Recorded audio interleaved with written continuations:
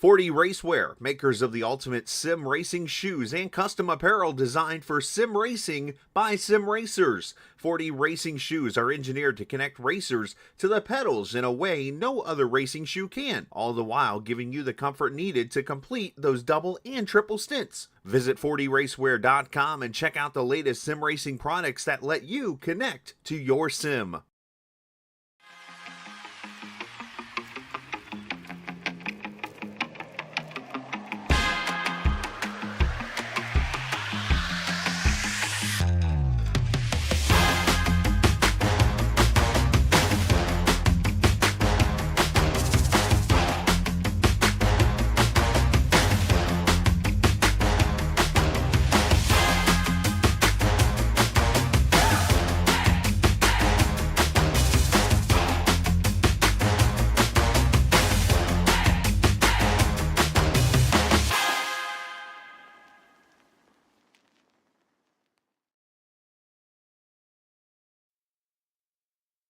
Forty Racewear, makers of the ultimate sim racing shoes and custom apparel designed for sim racing by sim racers. 40 racing shoes are engineered to connect racers to the pedals in a way no other racing shoe can, all the while giving you the comfort needed to complete those double and triple stints. Visit 40racewear.com and check out the latest sim racing products that let you connect to your sim.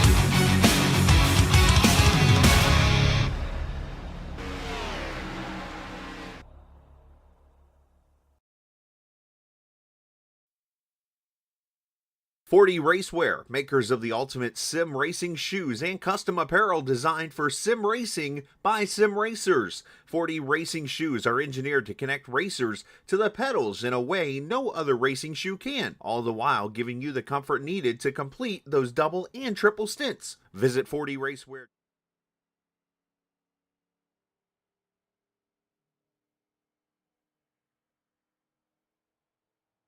Good evening, race fans, and welcome to tonight's coverage of the Area 51 Gen 6 Super Speedway Series here on Green White Checker TV. We've got week number 5 on the schedule for Daytona International Speedway. 75 laps will be that scheduled race distance for you tonight.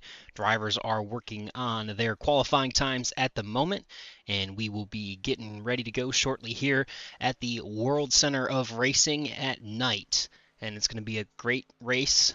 We obviously just finished up the Daytona 500 earlier today, and I think everyone's excited to go back racing. So you'll hear myself in the booth, Boomer Logan, with my good friend Gael Brooks here as well.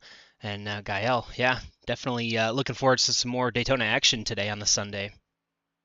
Yep, I'll say, yeah, it's gonna be fun. I think back, I was talking on Friday with Cody after a podium finish, and I was teasing him, saying, "It's like, man, you're probably getting Daytona'd out." He's like, "Yeah, actually, yeah, he is."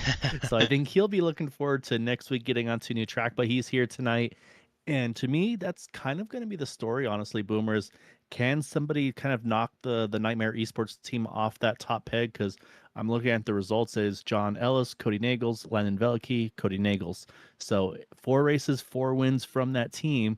And again, we've talked about it season after season. There's always that group that kind of steps up a little bit, then everybody else figures it out, starts to step it up a little bit more.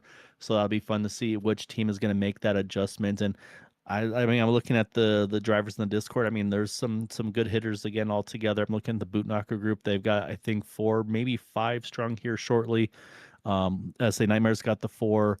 and then it looks like TW, and then on the underdog side with Brandon Briggs, obviously our buddy in the booth as well. Sometimes he's got a big group of fellas. I think they got 6 cars in that group right now as well. So Yeah. yeah, it's gonna be a lot of fun. And yeah, it's been a lot of Daytona the last month or so with the 24-hour. Now we got the 500 on the NIS side, here just by chance on the Area 51 schedule side. So been a lot of racing in this Florida track. Yeah, definitely. And as you mentioned, Nightmare Esports there, we transition that over to the points update, and you can see those 4 drivers are in the first 4 spots in points. Cody Nagel's leading the way with 153, teammate John Ellens Jr. 144, Landon Velicky 137, and Vicente Guerrero 129. That is your top 4 in points. Maxwell Caldwell finds himself in P5 in the standings with Charles Johnson just 6 points behind him there. Dean Wilkinson with 101 points, and Dude Conrad moved up, I believe, 7 spots actually after last week, up to 95 points. Tom Dixon and Todd Merkel at 94 and 92 points respectively round up the top 10, actually make that Gary Huffines tied with Todd Merkel for 10th as well with 92. Bob Fitzgerald in the 12th position. We've got a tie between 2 teammates, Bud Steele and Jack Walls there in 13th with 90 points. Brandon Briggs is there with 88 points in 15th, and 2 points behind him is Philip Bridgman, and that is the top 16 in points coming into tonight's event. So we are just a few moments away from finishing up qualifying here, and we will bring you that update and see where these drivers are going to start out as we look through the beautiful nighttime scenic views here at Daytona International Speedway. So my first question is, who made that lovely graphic over on the points? That was looking good. You know, we just threw it together fairly quickly just to make it look decent. So, you know, probably could use more of our actual skills within you know, Photoshop and stuff, but not too bad That of a looked really good, graphic. Boomer. So I was saying I was, yeah, for those Yeah. wondering, Boomer sent it over to me, and so he did that lovely work on that. So thank you for that, Boomer. The other thing to mention, of course, before we get to the grid, Boomer, is again there are 2 drop weeks during the season, so it's going to be your best 8 of 10 regular season, and of course, race 11 through 14, there will be no drops from there. So right now, if you aren't in that top 12 positions, I wouldn't worry too much about it again, because you can try to drop some of those bad races. Also, let some drivers maybe have an actual life and go to races or do real racing, like some guy I know does sometimes. So, yeah, I'll say it's one of those things they don't have to start stressing too much yet. Yeah, definitely don't have to start stressing too much yet, and definitely hard for us to try and throw those points up there, you know, with the drop weeks. So we'll just show you as they are, and we'll update them throughout the season. But we got a couple cars working on joining the grid here, and a couple no strangers here to the front row. Cody Nagels and Vicente Guerrero, the 2 teammates, are going to line up side by side for Nightmare Esports. And Jack Walls is going to be there for Roswell Motorsports in the 3rd starting position in that number 83 Delaware machine. John Ellis is going to be to the outside of him. That's going to be your 2nd row of the grid. Tom Dixon with a P5 starting spot with Dean Wilkinson for TW Motorsports to his outside. Landon Velicky in that 62 is going to be side by side with Charles Johnson in the number 9. The 8th position starting for the number 9 car. Justin Davis, the 10 car, in the 9th starting position inside of Eric Laurie, who will round out the top 10 for Team Bootnaka Esports. Another one of his teammates just to his inside kitty corner there in P11. That's Dude Conrad there, and Maxwell Caldwell rounding out the top 12 for your starting positions for tonight. And our next page will take you to Gary Huffines in that 13th position. Todd Merkel there, number 2. He's going to be just behind his 1320 Racing Enterprises teammate Maxwell Caldwell as they roll off on the grid. Hayden Davis and Everett Lane, they are going to be side by side for the 8th row of tonight's grid, while William Roberts and Bob Fitzgerald will be side by side for the 9th row. Gabe Butler, first driver not to take qualifying time, he's going to line up side by side with Philip Bridgman. And Bud Steele and Brandon Briggs also electing not to take a qualifying time. So we will see these 22 drivers go to battle here for 75 laps. And lights are off on the pace car, so next time by we'll be ready to roll. Definitely looking forward to what should be a good night of racing. Gael, obviously, you know, we've like you said, it's been a lot of racing at Daytona. Some in the road course, some in the super speedway. A couple people running the Daytona 500. Obviously, these Gen 6 cars race a little bit different than the current, Gen 7 or next gen car. What's the biggest difference, if you were running that Daytona 500, what's the biggest difference between running the two styles of cars and what you have to remember for tonight's event? I think for the Gen 6 versus the next gen for tonight's comparison is honestly some of it's actually pretty similar. They seem to really kind of you really want to try to lock on and push for y'all for all you're worth. Because it seems like these cars really do kind of the more aggressive you are with them, the more you can kind of just you can move. And so that's been tough for I think adjustment for some drivers with again the way we're used with the Xfinity drivers where Xfinity cars, I should say, where just the way they raced wasn't quite the same. They kind of stayed a little bit packed up more, whereas these ones you can be a really aggressive and just I feel like it kind of rockets these things away. So yeah, it's one of those things where I've watched a few of my buddies do the 500 and yeah, it's pretty calm and then it goes chaos at the end. These 175 laps, they get to be aggressive pretty much right off the kick. Yeah, it definitely should be a fun battle, and it'll be aggressive as you mentioned, and that cream rises to the top, and we will see the green flag flying in the air as the number 16 of Cody Nagels is going to take to it here at Daytona International Speedway. I was about to say there's a pretty good lock there between the outside lanes, the 14 and the 41, but they actually separated pretty quickly. I'm wondering if teammates maybe trying to get organized there together. We'll see if maybe Vince is going to try to drop back just a teeny bit, maybe try to pick up Cody up top. Looks like answer is going to be no, not yet. But later in the race, watch for those guys to work each other on the restarts. They've done a very good job. Saw it on Friday where they got locked on nice and strong, but right now nice and even through the field here, staying 2x2. Yeah, really not too much movement early on here. Everyone's pretty much side by side as the 16 is actually going to jump up to the high side there. Really one of the only movers other than a little more single file action towards the back. Actually, no, really everybody is pretty much locked in 2x2 here. And yeah, just an extra car in that outside lane as the 16 goes up to work with his three teammates there. And then they've got Dean Wilkinson behind them as well. That's going to promote the 83 of Jack Walls to the lead of that bottom lane, and then he's got Tom Dixon along with him as well. And we'll see. I know we've seen from the Nightmare Esports guys just try to control the race from that top lane, and curious to see if they're going to continue to try to do that. As the 55 of Dean Wilkinson's going to say, "Hey, I'm going to try in my hand at this bottom lane here, see if I can get around you guys." Yeah, and I think part of that too is for Dean is like I said. I was looking behind to say he's got Charles Johnson not too far away. If Charles can do so, look at Jack though. He's going to wind up in the middle here. We'll see if he can clear Dean because this is also the side draft I did not mention. Very strong in these cars. So and that's what can happen is if you kind of get close to each other, it really pulls the two of them apart, slows everybody down, and that makes life very difficult. So yeah, so that's one thing that these drivers will definitely have to be aware of. But watch Charles Johnson the 9. I think once that inside line with Dean builds that momentum back up, I would expect to see him say, "Yep, I'm going to go and take that push." Yeah, you see a big push from the 071 there coming down the back straightaway, and the 83 is going to duck to the bottom. And for now, 83 has the 55 and the 411 as well as the 10 on the inside lane, as most of that momentum still is in the outside lane. As looks like the 24 of Everett Lane's going to jump down to the bottom there and see what he can do to try and move that bottom lane forward, as the 071 is going to get stuck in the middle here. Yeah, Len Velke there, jump top. I was gonna say he is the odd man out there of the Nightmare team, and now he's worked his way up. Now he's just got himself and Charles Johnson before he can get to his teammates there, and they'd have the top 4 spots up on the top lane. So yeah, we'll see. But yeah, Charles did not drop bottom like I thought he might. Jack, obviously, we saw him drop down, and he was listening to me. There he goes now. Yeah, so that puts the top 4, on the top side, the first 4 drivers are all 4 teammates lined up nose to tail. They've got Eric Laurie and Todd Merkel just behind him there, and then the 9. Ooh, a little bit of a moment here side by side. Oh, the 55 is going to go for a spin in the grass, and unfortunately, that is quite straight. We'll stay green, but as say he and there's maybe more contact.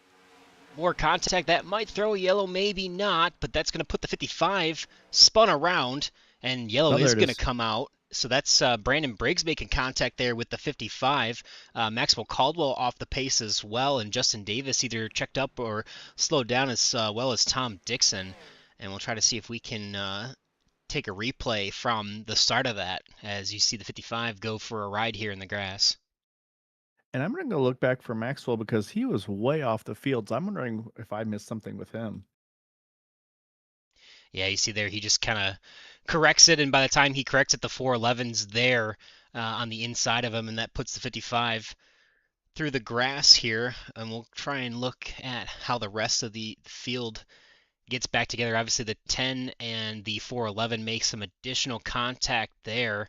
And then the 55 should come into frame here in just a second as he tries to get back out on track. 10 making contact with the outside wall, and the 39 trying to drive down to avoid it. And we'll see here, here's where the 55 and the 39 come together. And then they spin around, which is what actually draws the yellow. So that is helpful for was helpful for Brandon and for um, uh, Dean to get that yellow to come out, because they were going to be in a big hole without that. Yeah, no, I went back and looked, and so a bad situation turned into a good situation for actually all the parties there involved, because what actually happened for that caution was, like you mentioned, it was actually Maxwell Caldwell coming up, which just say on the replay, I think you saw there, Yeah. because what happened was he actually was about top 5, top 10 there in the top lane, running about, I think, right behind the Nightmare guys.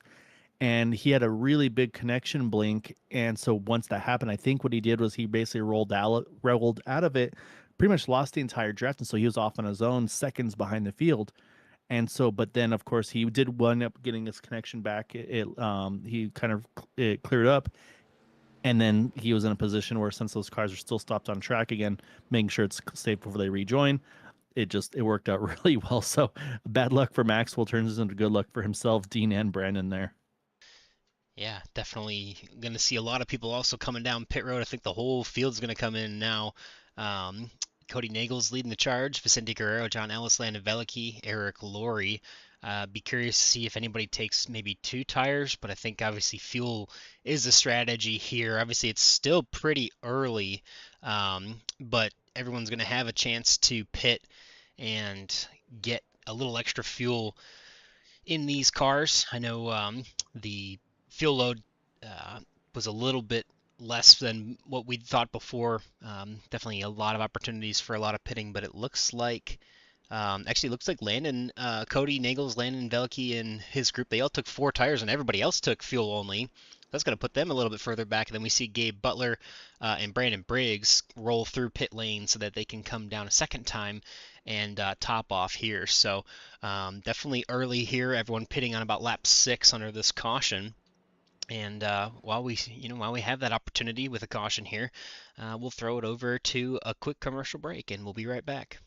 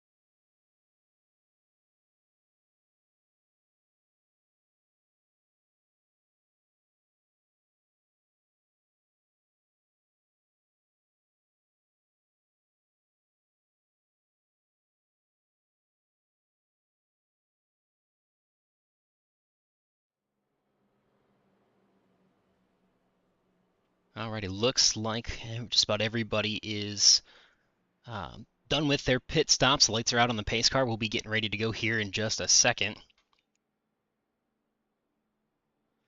And we'll switch back to the tower view here. So yeah, under our first caution of the night, going to re-rack and stack, and a lot of drivers were coming down pit road that second time. So from Gary Huffines on back, everybody comes down for a splash of fuel. Some people actually took tires the second time.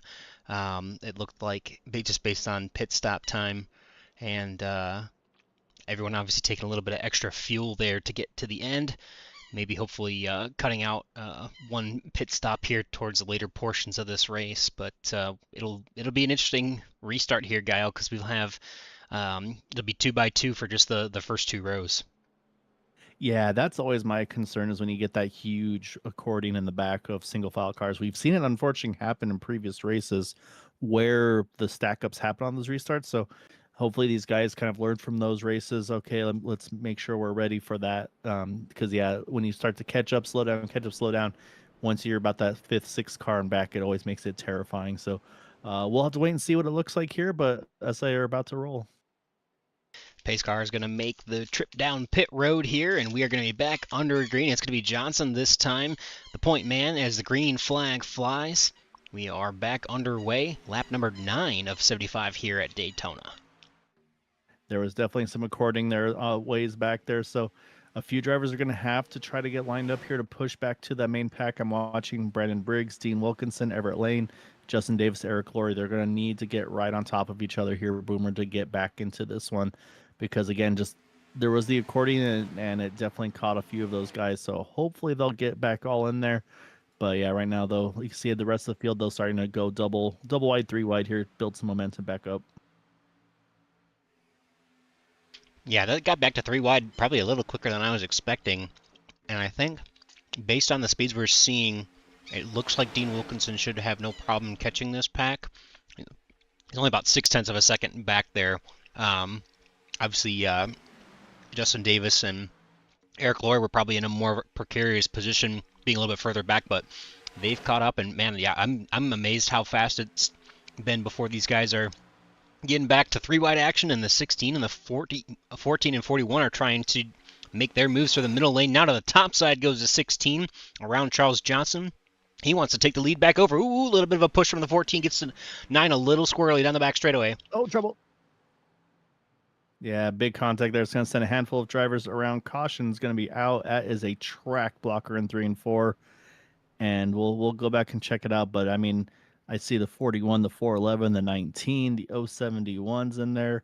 I think I saw the 62 as well, possibly involved. Philip Bridgman, the whole front clip is missing off that 7 car. So, yeah, a number of drivers involved in this one, unfortunately, here. And may have been a blessing in disguise. I was about to say something about Brandon Briggs. I think he had just lost the draft. I think that has saved that 39 car from some potential incident points on that one. Yeah, and it looks like the 62 and the 41 just get together. The 62 kind of fades a little low, and that makes the contact with the 41. And obviously the 41 and the 7 are sliding through the pavement there now. Used to be grass, but at some point they got to come back up to the field, and when they do, it definitely makes contact. Actually, there was some more contact generated up to the top, so we'll play that back again, and we'll watch and see how the 19, the 24, and others went around, and see if we can we'll have to rewind it again because there wasn't a great spot to pull from. But we'll try and see what happened there. So we'll focus on we'll just focus on the 62. Let's see if we can understand. So he stays up. Then, oh yeah, okay, he gets the 19. The 19 is sideways in by, yeah, and the 411 and the 24, and just nobody has anywhere to go, and they just kind of all stack up to the outside there and cause that kind of secondary wreck, and then the 071 making contact with the 62 after the fact. So yeah, that was definitely a track blocker, as you mentioned, Gael. Yeah, so yeah, just unfortunately, like I said, and again, it's an incident that happened pretty much the first quarter or first section of field, and actually I went back, I'm looking at it a little closer too, and just yeah, it's just a big stack up. It seemed like in that middle lane, I was watching the 62 was bumping the 14, the 41. I think the 14 also into the 9, and so just kind of between all of them, that energy is just going to kind of get those cars a little off centered and just no ideal spot for that, unfortunately, afterwards. So caught a lot of those guys out. And again, I mean, you see it in the real life situation too. We saw it in the 500. Is you don't know where it's going to be safe. I mean, we saw where they were going for the lead, and it wasn't even like the last 5 laps kind of a thing, and the wreck was at absolute front of the field. So you never know where things can happen at these tracks, unfortunately. Yeah, I mean, things can happen at any time, and I mean, we've seen some pretty clean races, I think, so far, for the most part. I mean, on both Fridays and Sunday nights so far this season, but it's definitely, I mean, it's kind of the nature of Super Speedway racing, but we will have another caution here. It looks like just about everybody comes down pit road again. Gary Huffines is going to stay out. Cody Nagels, Jack Wells, Charles Johnson, and Dude Conrad are your top 5 at the moment here. With that, I'm assuming Gary Huffines is going to probably try and hold on to this track position, and we'll catch everybody else up on if anybody comes down a second time here. But first, we're going to take another quick break and hear from 4D Racewear this time.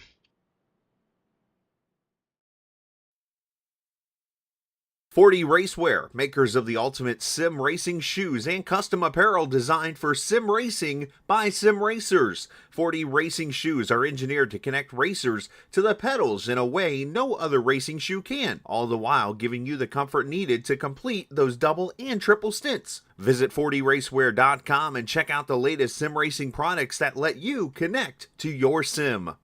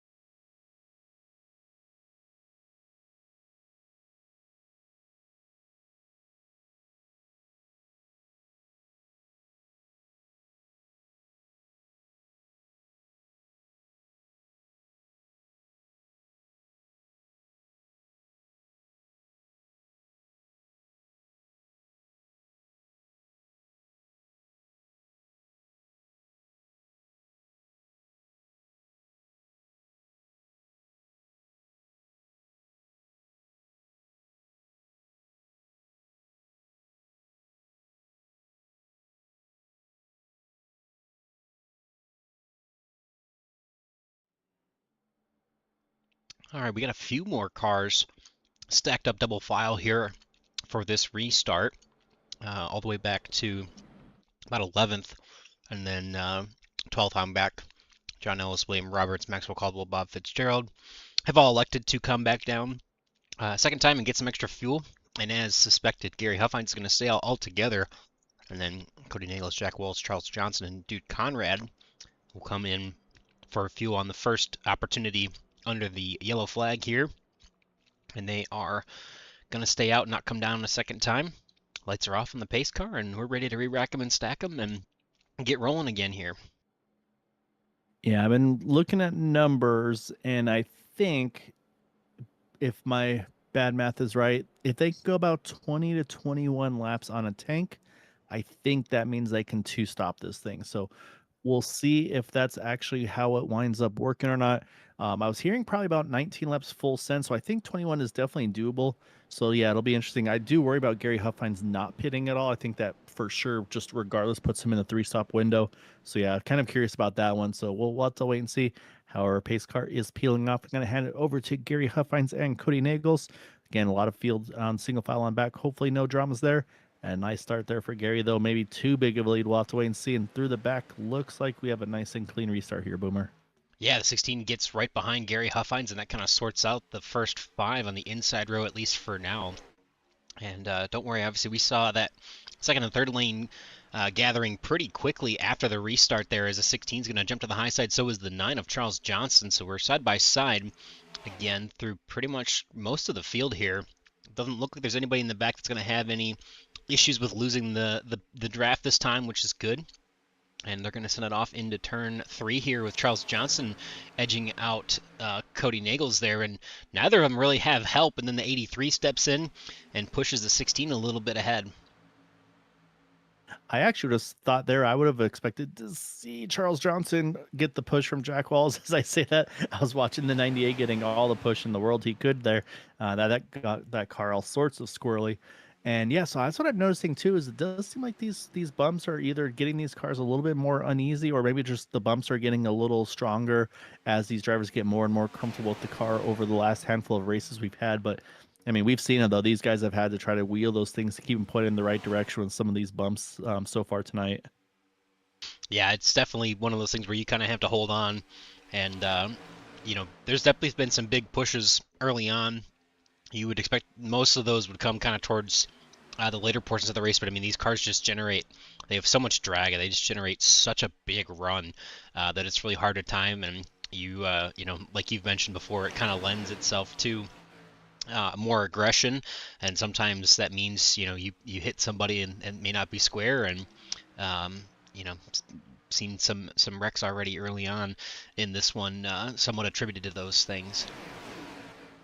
Yeah, no, that was kind of the joke I had before earlier in the season, where the rear spoilers are so tall that they had to actually make a section of it clear so you could actually just see out your rear mirror when you look at the cars the way they are right now. But yeah, right though. I mean, that makes them very draggy, which, like you said, then pulls them back in. And again, I don't know if something happened, but I don't know if it's a strategy or not. But I don't like it being this far back. But that's the 10 and the 39. They've lost the draft here. Philip Bridgman, or sorry, Justin Davis and Brandon Briggs. Sorry, I was looking at Philip Bridgman's car a second ago.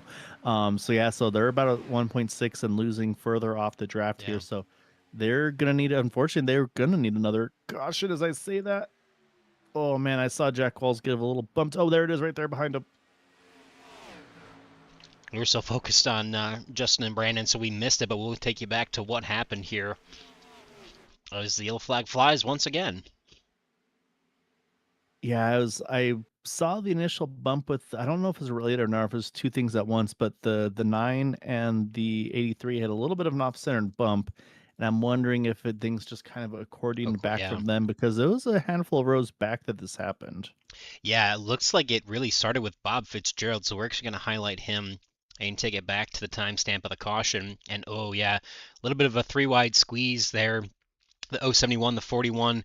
And then, yeah, from the accordion, the 14 gets spun around in front of the 21 and the 24 involved there. So that high Oh side yeah, issue looks like that was definitely from the it's like stack two up that you separate mentioned. wrecks. Yeah, and then a little bit of a three wide, not enough room incident there for the second incident. But yeah, as you mentioned, that helps out Brandon Briggs and Justin Davis pretty quickly here.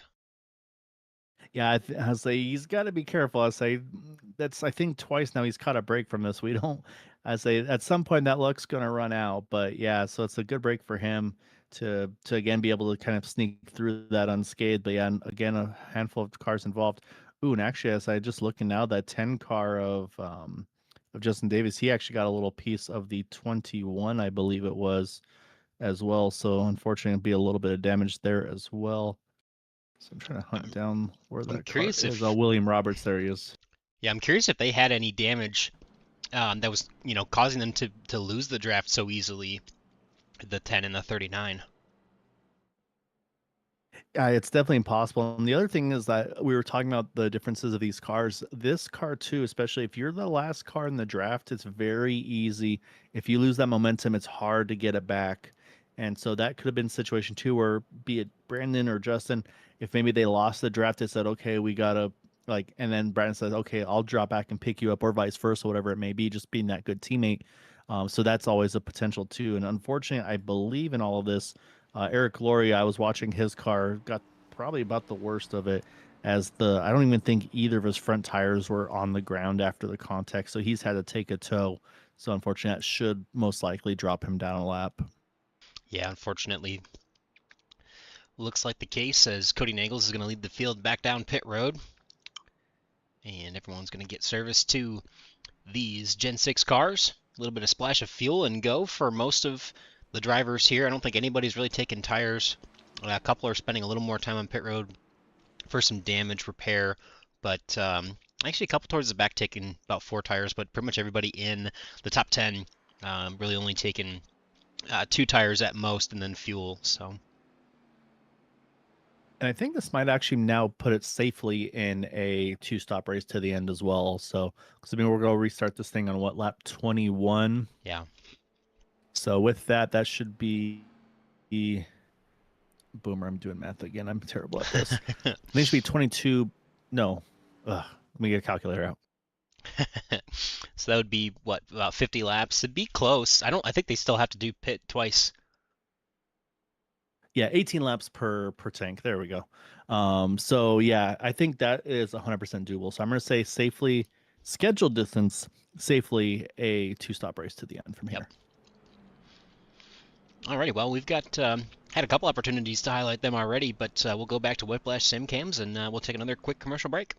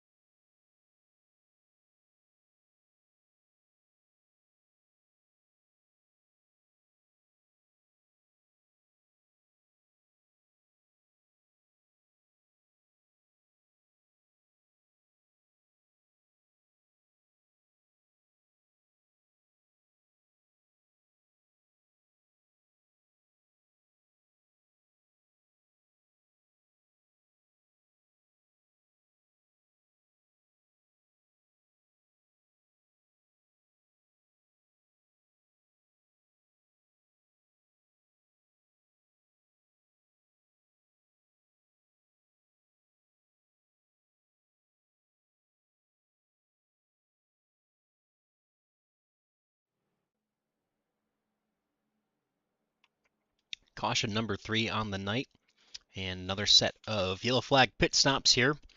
As Gael mentioned just before the break, that's going to put us into a window of about 2 stops to the end pretty comfortably at this point. And Cody Nagels will once again be the point car. Jack Walls, Dude Conrad, Gabe Butler, your top 4. Tom Dixon, the top 5, and then the 24 of Everett Lane. Bud Steele, Todd Merkel, William Roberts, and Vicente Guerrero in the top 10 at the moment. And we'll be getting ready to go in just a second here. Yeah, and you can see more and more drivers now not topping off the one to go, and I think that might maybe hold some credence to my fuel mileage strategy here. I'm going to claim it one way or the other, though. Eric Laurie is actually, he's back on track as well. So he's at least still in the running here. I believe 1 lap down. I'm going to try to double check officially. Yeah, I see 2 at the moment. But green flag is going to be back out on the speedway. And a 16 is going to control the race once again as we get going again. Lap 21 of 75 here. Yep, you're right. 2 down. So yeah, so he's, I say, fortunately, unfortunately, he's the only car a lap or more down. So he does have that going for him. What we have seen before, I don't know if he'll want to do this or not, especially as I don't know what he's got faster pairwise left. Sometimes you'll see him try to get that twofer where they get in front. That way, they're tail end of the lead lap, or this case, tail end 1 lap down. Caution comes out. You get both in one shot. That's very rare to happen, but it's always fun when it does occasionally happen. But up top, though, look at Gabe and Jack. Gabe is just pushing that 83 car like there is no tomorrow. Yeah, they're making up some ground on that high side there. Jack Walls, the 88, the 24, as the 6 is going to jump down in front of the 16, and the 88 is going to do the same.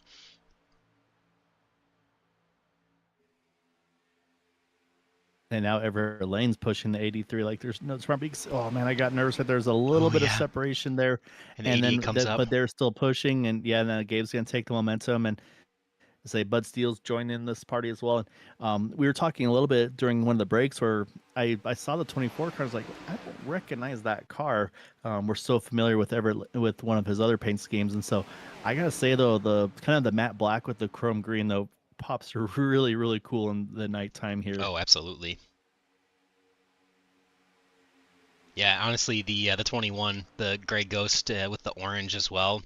Those are some really nice looking paint schemes, especially at night. I mean, obviously there's a lot of really great cars out here, but those two cars especially with the chrome wheels, man, they really stand out at the nighttime here in Daytona. As the 88 of Gabe Butler, he's going to take over the top line for now. And Everett Lane is going to push him out ahead. Cody Nagels has joined, so is John Ellis Jr. in that outside lane, and it's the 83 and the 21 there working in the bottom with Bud Steele and Dude Conrad as well. And we're just about to the 1/3 mark of this will be lap 24 at the stripe.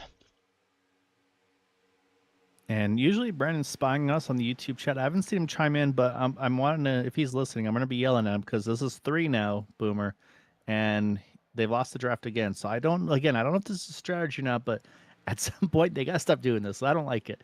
But Gabe never. I was going to say there's going to be a decision made.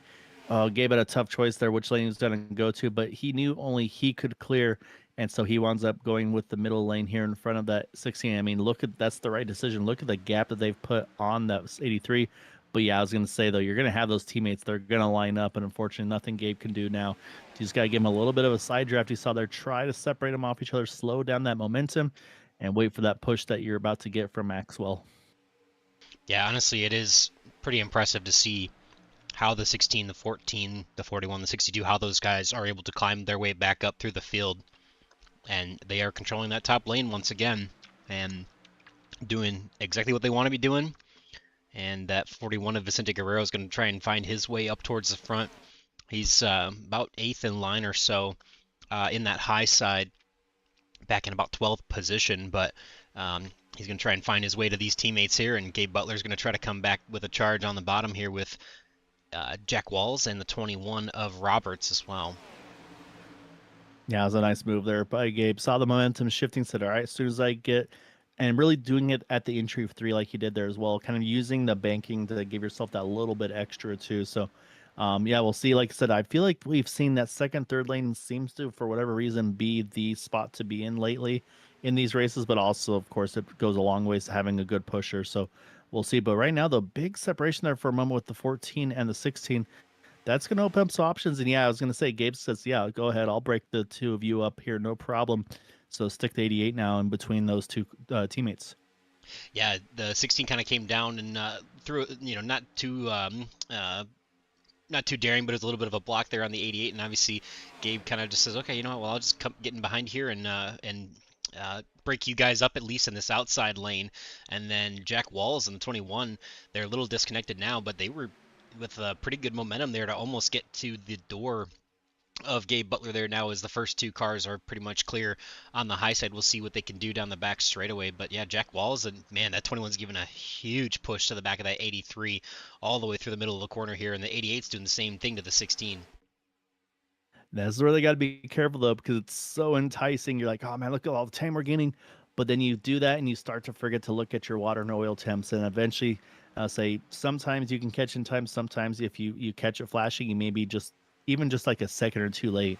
And sometimes it does not want to be generous. So they got to be very careful as the pushers there, be it the 88, the 21, or even further in the back as well. So that's one thing these drivers definitely still need to be aware of. We've seen it happen plenty of time.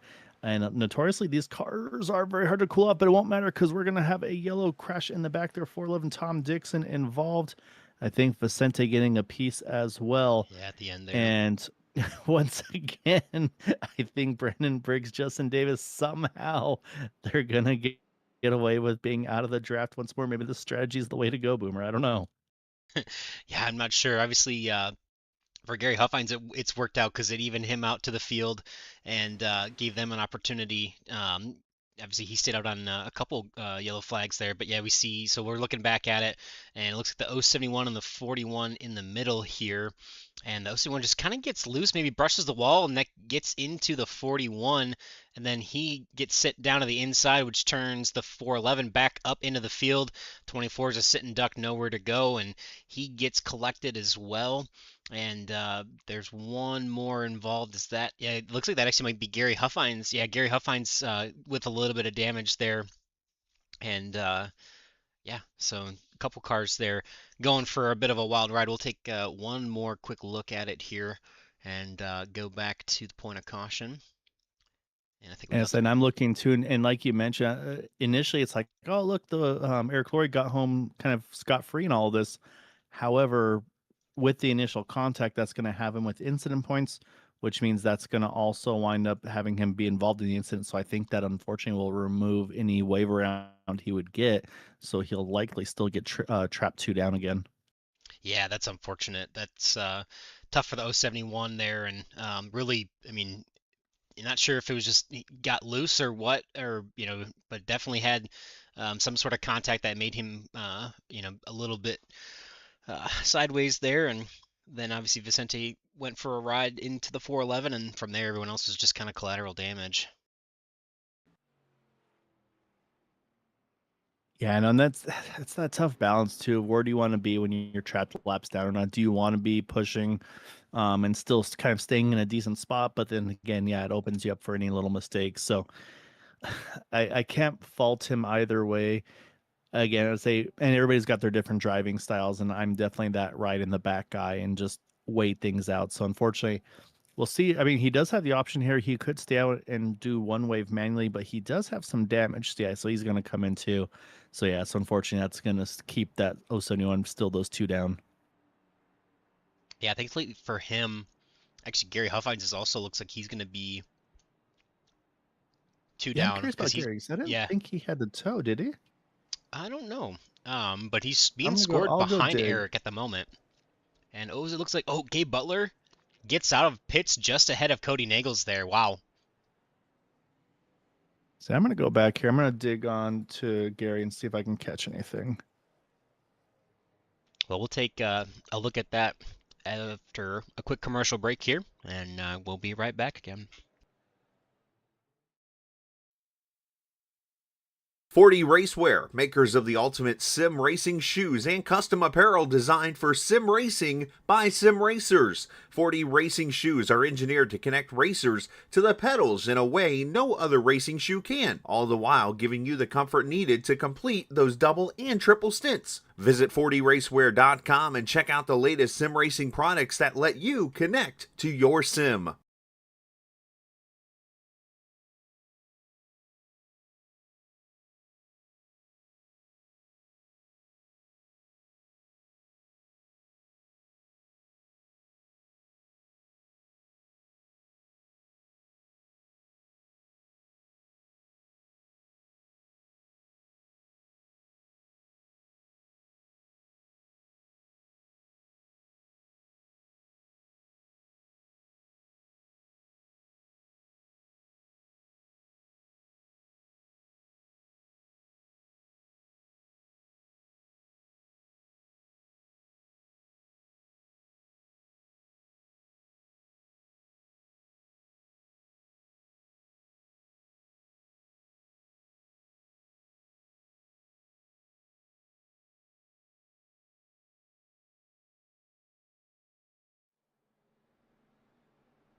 So we did see Gabe Butler beating out Cody Nagels to the line there out of pit road. So Gabe is going to now be the control car here on this restart.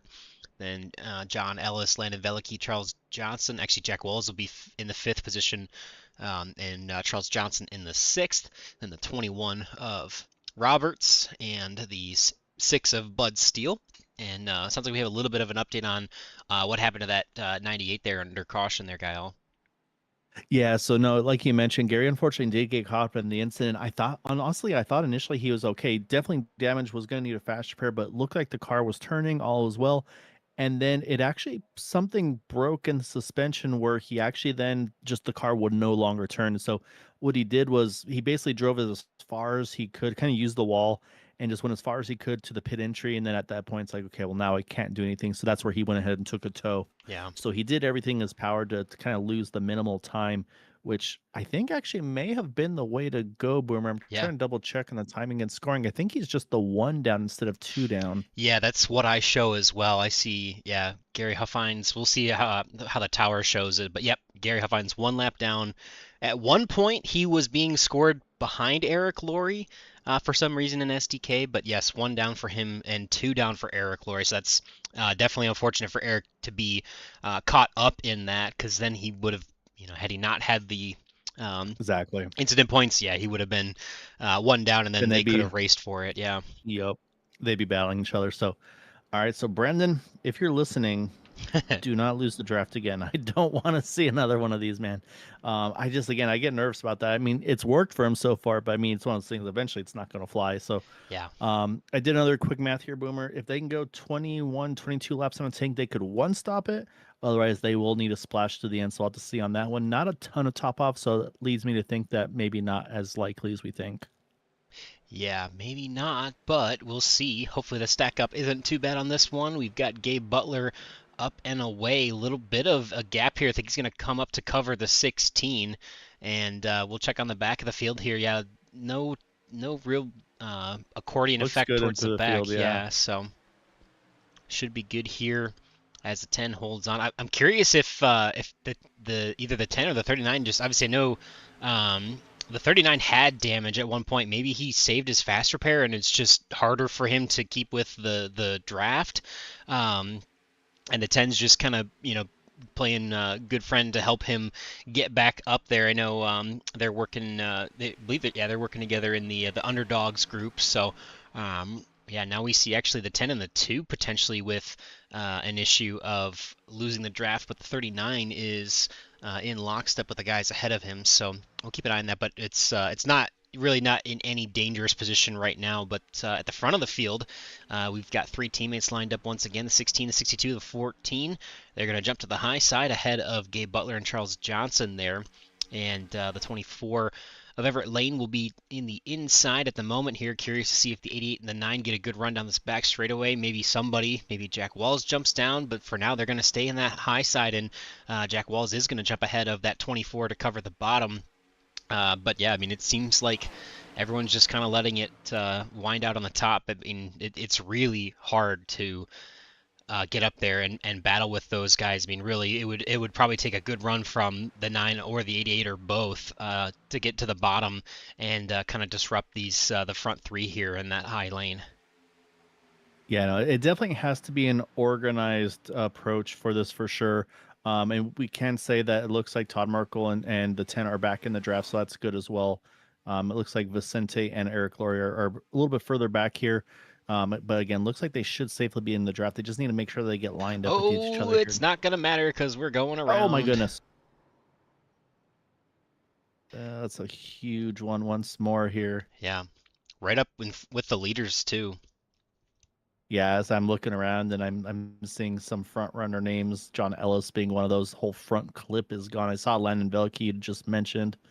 So yeah, this is gonna be. Oh, 62 sexy crab walking pretty bad, but man, yeah, that happened right at the front of the field. The 16 and the 24. Actually, I don't think the 24 had any contact, but the 16 man with a great save. And wow, this is quite a few cars stacked up. The 62 goes for a ride through the catch fence. 88 goes around the 19, the 21, the 9.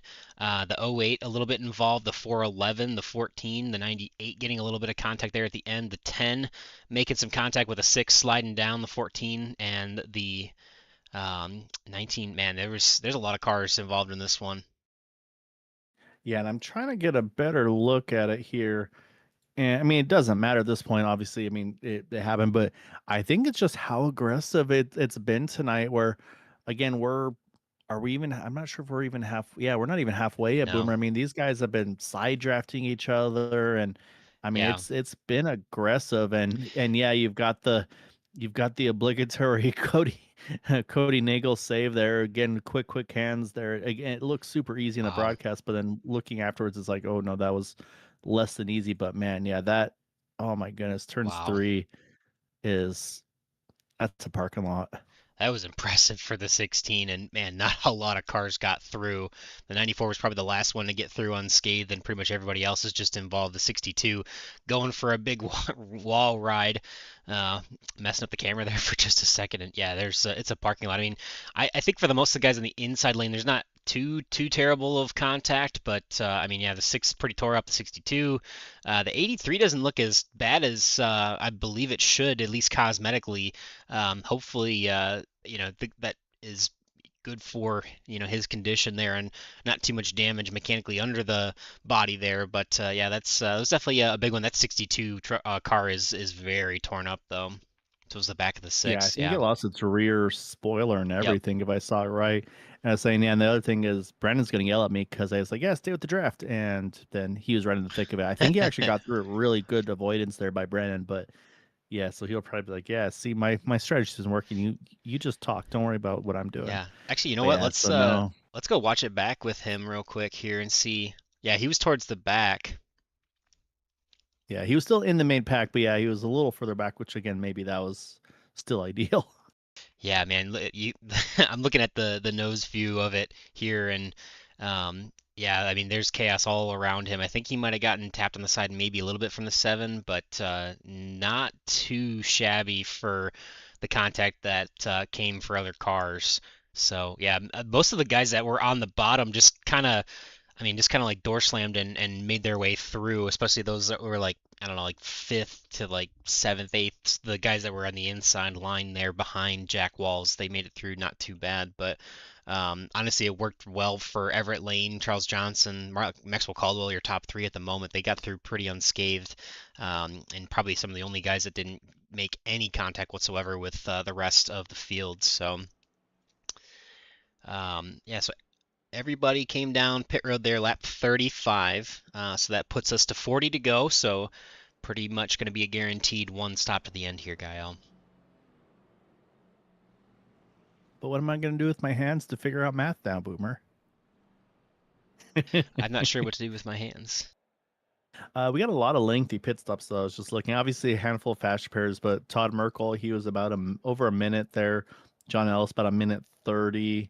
And I think there may have been some kind of just, I won't say teamwork, but I think there's a, hey, you know what? Let's roll out together. So the 14, the 16, 41 all coming out of pit road together here. And then I think, yeah, Lannon's just rolling now. And so yeah, that'll get the four of them. They'll be in the back, but again, that doesn't usually matter for those guys. And then it looks like Gabe is going to go ahead and top off real quick in the 88, along with Maxwell and Dude Conrad, which I haven't talked about Dude at all tonight. I feel like he's had, I don't want to say a quiet night by any means, but yeah, I don't think I've called his name yet this evening. So, Dude, I apologize, sir. But yeah, I mean, it is getting to about where business is going to pick up time. So I'm sure we'll start to see those names here shortly.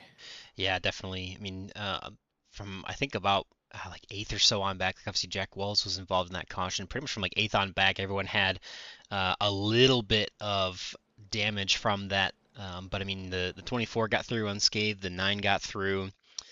Dean Wilkinson. I mean, honestly, the 9 and the 55 are having a really good run tonight. Tom Dixon pretty much been up here most of the night. William Roberts solidly in the top 10 pretty much so far. So some good runs for some of these guys up here, but it's definitely been chaos filled. But yeah, looks like so everybody pitting lap 35, 36 under caution here. So obviously with the 75 lap distance, that's about 40 laps. And I know we said 18, 19 laps full send. So this should be plenty for us to or drivers to save to get to the end on one. I think here, Gael. Yeah, and I think we should be in pretty good shape on that one. So, and again, it's going to shake things up a little bit. I look and I laugh a little bit now because yeah, look at row number 2 here, Boomer. So there's Brandon right in it now. Yeah, he can't lose the draft from there, or at least hopefully not. But one we want to keep an eye on is probably the 10 of Justin Davis because he's been back there, and I mean you see that accordion that kind of happens at the beginning of it, and you see how that gap comes the 071 to the 10 there. That gap grows so quickly, and it's really dangerous with these cars. As a little bit of a checkup there for the Yeah, 94. we had a pretty big stack. I'm going to go back and look, and again, it's just the inside line. I'm not sure. I'm gonna try to see where it came from. Yeah, I think we'll, if you want to just talk through it, that'd be good. I think at this point it'd be kind of difficult to rewind Oh, it that was actually far. the So, outside lane oh, that kind of had an accordion. yeah, it was unfortunate because And that 94 is going to lose a lot of that track position that he gained from that caution there being in a good spot. But yeah, that's actually going to separate the field quite a bit here too, as it looks like Brandon Briggs is going to be the tail end of the lead pack. Gabe Butler is about 1.4 seconds behind, and that gap is growing, but they do have a lot of cars in this group. So that 7 just needs to get on that bumper there, and they should be able to make their way back up to that pack. They've got 7 ahead of them, and they've got, I think, 9 or more in this pack here. So it shouldn't be too long before this group catches back up to our leaders. But that is a little bit of separation there. Ooh, a little bit of a wiggle there for the 21 in the inside lane. that's gonna bring them all right back with that little Yeah, that's hiccup. going to bring it all right back together. There. And then I'll have to go check, but Landon Veliky wound up the worst off in all of this. I'll hold on. Yeah, he's off. That car's still missing the whole rear clip. Yeah, so I wonder. What's Obviously, going on? didn't take a fast repair. I'm assuming. Gary Huffines comes down pit road, potential penalty after pit stops, maybe, or some damage. Not entirely sure, but that's going to be unfortunate to have to pit under green here. Actually, Guile, I think that's the first green flag pit stop of the night. Yeah, I mean, I say technically, I guess that would be it. And I'm gonna go check. I'm wondering if no, everything looks.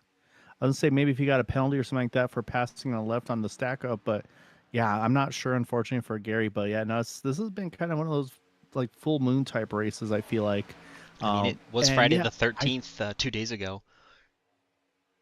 and that's true. They maybe just they were holding it over for tonight, but yeah. So I'm curious. And oh, Peter, I was hearing also great to see you, sir. Gabe, I was talking to Gabe pre-race. He said probably about 19 full send, which usually means you can usually save a lap or two in the draft. So based on that, like I said, I think that'll probably be what allows them to one stop, like Boomer was mentioning on the numbers. And yeah, this has been an interesting one, man. As like I said, it's been kind of a full moon race, and we've had 5 yellows so far tonight, which is way more than we're used to seeing. And yeah, just kind of some silliness and say just some simple mistakes. I feel like it's probably the best way to describe it so far, Boomer. But yeah, the Landon Veliky thing, I'm very confused by because I would have thought for sure he still had fast repairs remaining. But I'd have to go dig through incidents to really be able to check on all of that. So that said, though, like you mentioned, we've got everybody back together here as you've got the 411 Tom Dixon, Everett Lane now fighting side by side. Big bump from the Oh 21 man. to the 24 there. Yeah, these guys are still giving big pushes to the middle of the corner, and that's definitely been part of, not the full reason, but definitely been part of some of the chaos that we've had tonight. So, yeah, Landon Veliky comes down pit road and he leaves now. So I'm curious if he actually finally took that fast repair or not. Looks like there's still no deck lid on the back of that car. So he did have to come down pit road and um, yeah, we'll see. Yeah, but I mean, pretty much everybody through the top 19 are on the lead lap still, and in this pack. So Landon's the one there that's 20 seconds, 27 seconds, and growing off the pace. So he'll come back to. Well, Eric Laurie is now 2 laps down, so that bodes well at least for Landon to potentially get back up in the mix, as he should be able to catch this lead pack now again. 19 cars strong. So there's 19 cars in the lead pack. Then Landon Velke by himself. Eric Laurie is 2 down on the tail end of this pack, and Gary Huffines is 2 laps down and just ahead of our leaders by about a third of a lap. So he's going to be in danger of going 3 down as a 24 gets a push from the 21, wiggles off of turn 4. Thankfully, nothing happens more than that, though. Yeah, I kind of puckered a little there too, Boomer. So I don't blame you. But say we'll see if he's still. So hopefully he's still around. But say while we have Peter's attention here, what's it gonna take to get you back behind the wheel of one of these things, man? I say I love all the help you give us with the great paint schemes, with the help on the playoff side of things, where you get those green banners highlighting our playoff drivers. But I want to get that driver back in the car. So have your people reach out to my people, Peter. See what we can do. I want to get you behind the seat.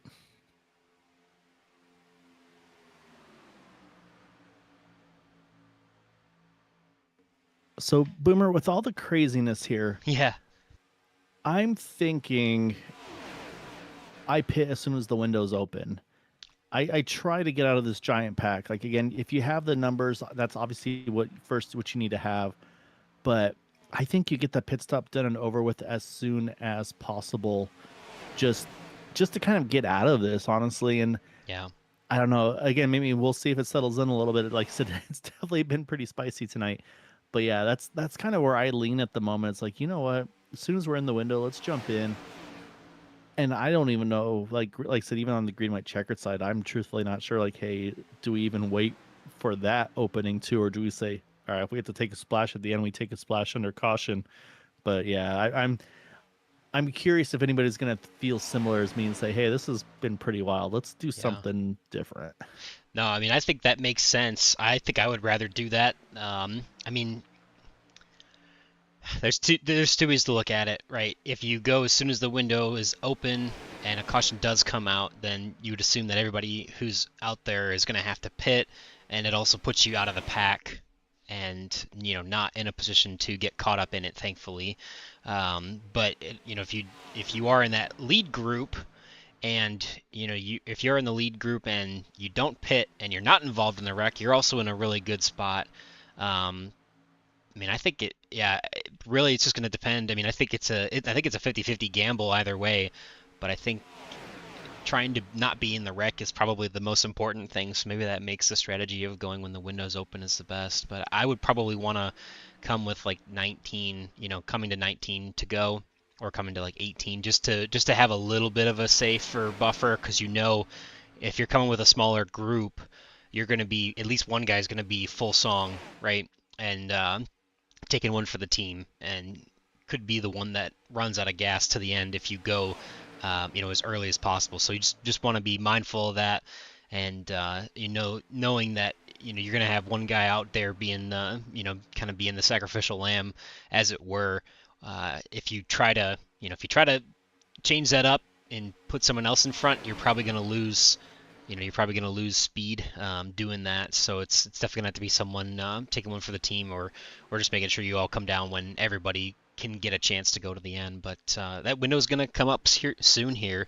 William Roberts having a really great night. Brandon Briggs, a good recovery after being involved in a few incidents there. They're 1-2 at the moment in the high side. Dean Wilkinson, Everett Lane, Charles Johnson, there are your top five. And then Tom Dixon there in sixth place.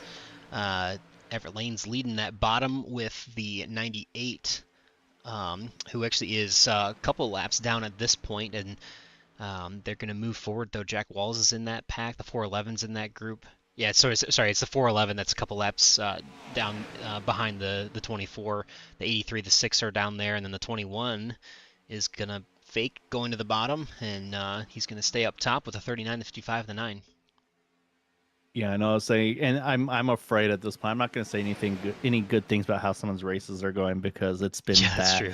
But what I do want to mention though is while you were running through the field there, I saw the best thing that unfortunately didn't pan out there. But I was watching the Nightmare Esports guys. It was John, Cody, and Vince. I can't remember what order they were in, but they caught Landon Velicki and they let him slide in front of them, and they tried to push him to keep him in the main pack. And I mean, that car's been crab walking. Again, I won't spoiler the cup race, but there was a driver who was way off pace with that car crab walking, but kept racing. That's kind of what it felt like when Landon was getting lapped by the field. That car is definitely a little crabbed without the rear spoiler, but he's like, I'm still going. Stayed out of the way again, did everything right, and his teammate said, "Hey, let's see if we can keep you in there." And I'm just watching this car crab walking, being pushed, being tandem drafted by one of his teammates, and they did it for maybe about a quarter of a lap or so, and I think it was like, this is going to end terribly, and I Yeah. think they bailed out of it. But that's what I love, though, is like I said, the teammates, it's like, hey, let's try it, and so yeah, so they gave it a shot. They could see they were going to all lose the draft, so they wound up bailing on it. But Yeah. I love the attempt of it. It's like those little things, like I said, it's just really fun to see. Yeah, I mean, obviously, we've got drop weeks, so really for Landon that could potentially be one, but who knows? I mean, he still has a shot here, and with 25 laps to go, it's not unrealistic to say that he still could have a chance at a solid finish still. Obviously, he would be, he would need to have a caution come out and get quite a bit of damage repaired, but he is 1 lap down. He is 30 seconds ahead of Eric Laurie, who is 2 laps down, and obviously in this pack here. And he's still in a decent position to get the lucky dog at the moment. And man, yeah, there's a lot of side drafting going on the 24 and the 21 and the 39 I was gonna say we gotta wiggles. not say that word there, Yeah. Boomer, because man, those two were tight off of 4 there with the 24 and 21. Yeah, man, they were side draft. I don't know if it was just side draft or obviously the 39 was a little squirrely from either pushing or getting a push, but these cars are all over the place. And yeah, I mean, yeah, 24 laps to go, so we're at the 2/3 mark finally of this one, and we are watching the 21 of William Roberts control the outside lane with the help of Brandon Briggs, Dean Wilkinson, the 9 of Charles Johnson. It's still the 24, the lap car, the 411, the 83, the 6, and the 88 in the inside lane. And we've pretty much stayed side by side there for quite a while now. We'll be coming to 23 laps to go when they cross the stripe this time by.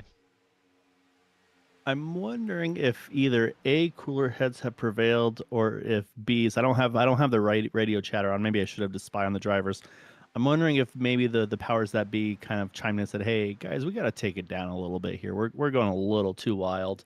Let's say I'm again speculating on all of that one, but yeah. So we'll see. But like I said, knock on wood, so far it's been pretty solid as those two lead cars. Oh, Dean's gonna clear too. I was at a far angle, so I had a bad view of that Boomer. That looked terrifying from where I was sitting. It wasn't too bad from yeah. the TV6 view, so thankfully. All right, yeah. So I was basically turn 3 looking straight towards turn 2, and yeah, I was terrified there. But it was also Dean going with his teammate Charles Johnson, so it makes perfect sense there.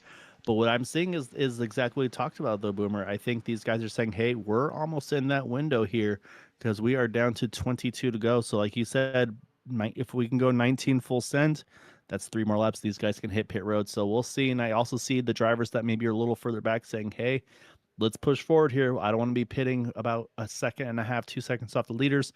So that's why you see that top roll in there with you got the 98 there of Gary Huffines. He's rolling in. Actually, no, Brandon Briggs calling that he's in now. So this is too early for me, Boomer. The 39 car, Philip Bridgman, they're coming in here. Either they're short on fuel, I'm not sure, but this is too soon for this to work. So we'll see. Yeah, because 22, that's what, lap 50 something, right? Yeah, man, that makes me a little nervous here with these guys coming in. I would have expected them to have at least another lap or two of fuel to go further, but yeah, I mean there's a big group coming in, so we'll see if it pays off.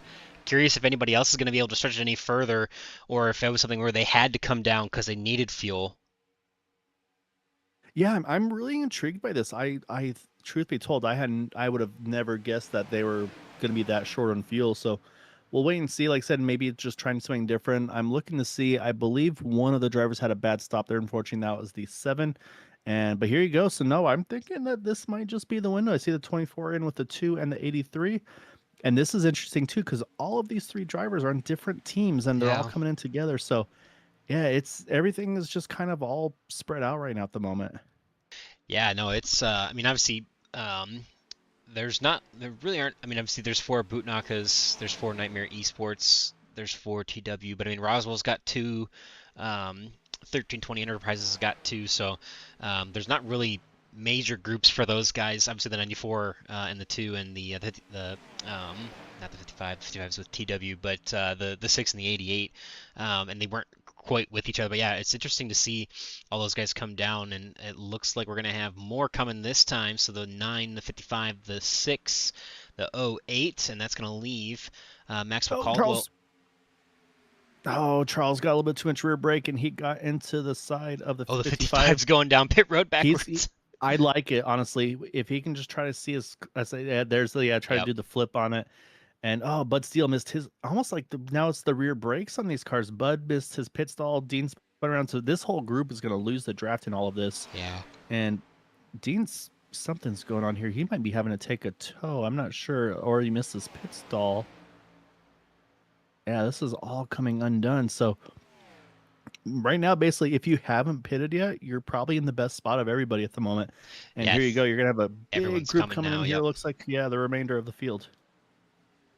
And this is coming to 19 to go, actually coming This to is 18 to go, if Yeah, I'm not this is where I mistaken. said I would be comfortable with pitting. So, like I said, I'm not sure if everyone had to pit, but I think these guys are really in good shape here. Ooh, a little bit of contact, the 071 and the 94, and that slides the 94 through his pit box, and the 071 slides through his pit box as well. So that's going to be some difficulties, but I think this group is big enough that we should see these guys get off together. William Roberts, Brandon Briggs, and Tom Dixon here are in this group. They've got Charles Johnson and Jack Walls, Todd Merkel, and Bob Fitzgerald there. Hayden Davis, Justin Davis further on back. Gabe and the 14 of John Ellis come off pretty organized. Cody Nagels and Vicente are there as well. And we'll see if any of our leaders. So there's the 24 going around to actually get one of his laps back. I think that actually puts him. I think that puts him 2 down.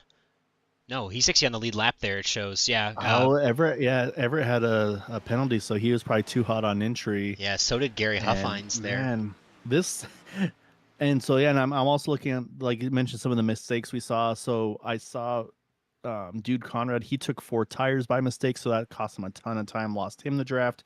And so yeah, so right now, for those that we feel comfortable making it to the end, it's these guys all right here, the 16, the 41, the 14, the 88. Oh, the 21 The and the 21, 39, the they're going to 39. take that move to the middle Oh, there. try to Sorry. work the middle. No, you're good. You're good. I say it They too. get Um, clear the 88. but I don't know Wow. if they have the fuel to make it though, Boomer. Yeah, I don't know. I mean, they all pitted on lap 54, which obviously means they'll have to go 21 laps or so to the end. And I don't think I mean, obviously that was the first set of green flag pit stops we've really seen all night. A couple, random pit stops for some, calamity, but I mean, it was the first full cycle of green flag pit stops. And I mean, yeah, I guess who knows? Maybe we'll be surprised. We haven't had a chance to really see it here in the booth, just from what we've observed tonight. Though it's possible that these guys know from practice that they could make it that far. I still personally think it's a gamble without additional knowledge. But I mean, obviously from up here we don't always have the information, and it is what it is. We'll find out when we find out, and hopefully we can make sense of it as it comes. Well, but this is the best opportunity there. Well, first I gotta make sure they don't fall too far off. Otherwise, I just noticed that William Roberts a little further back than he should probably be now to that number 88, or I guess actually 24 in this case, because they were right with him. It's like, this is perfect. Stay there, save fuel. You're gonna be okay. But now they are about 0.6 of a second off. They're closing once again, but they need to stay tight here and save fuel though. Like I said, they Yeah, could make it, I think, if they save the rest of the way, but I don't think they can go full song that like Cody and company can. I think that hurt them a little bit there for sure to almost lose that pack. Obviously, they Yep. were never over a second behind Gabe Butler, and obviously the 24s in between them, so that helps. I can't see the gap. With the lap cars, the gap makes it a little goofy, but never really over a second to the 88, so probably like 8 tenths, 7 tenths, but they were still probably full song trying to catch up as you mentioned there. But as we sort all this out, we'll try and I'll do a quick, I guess, through the field here, try to see if we can kind of understand where everybody's at. And starting with the 16 of Cody Nagels, he um, is currently first there. And let's see if we do position and start position here. So yeah, so started from the pole, Vicente Guerrero is in second place, starting from second place. John Ellis is up 1 from his starting spot. He is currently third.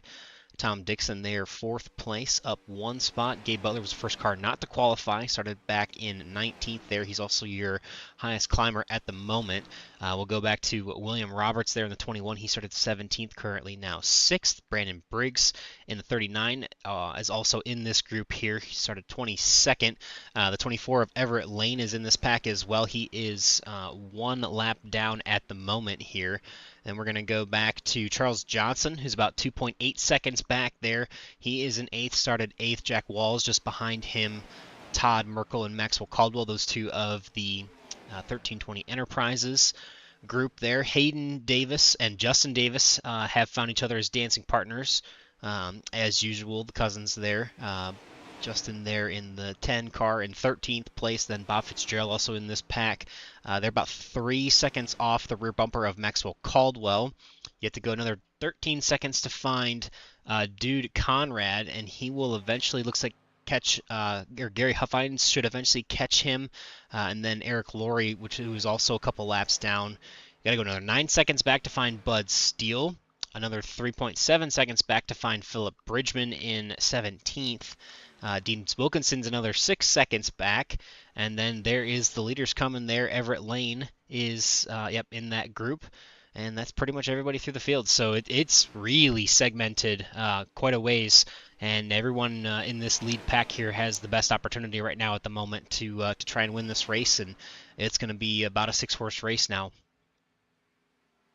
Yeah, and I was watching all this. There's a little bit of jockeying in the front pack there, where I say I'm not sure if Gabe's trying to get himself organized or what it was there, but I'm a little worried. I'm hoping he can claw himself back up there, but in the whole shuffle, Tom Dixon kind of got shuffled out here, which is I hate it because he's had such a good run. He's had such good strategies. I was looking further forward there. I saw the 24 just kiss the wall a little bit on entry, and yeah, no, unfortunately, it looks like Tom's going to lose this pack here. So he doesn't have to go too far where he's going to pick up his friends there with Charles Johnson, Jack Walls, Todd Merkel, Maxwell Caldwell.